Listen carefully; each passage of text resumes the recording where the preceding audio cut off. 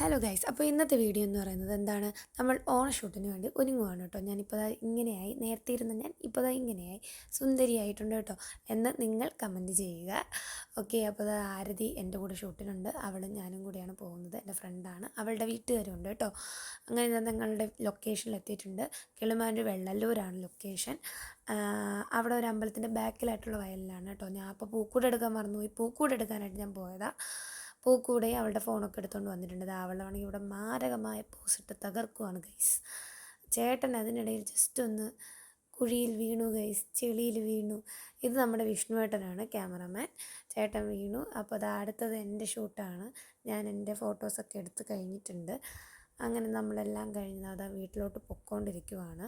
വൈകിട്ടായിരുന്നു കേട്ടോ ഷൂട്ട്.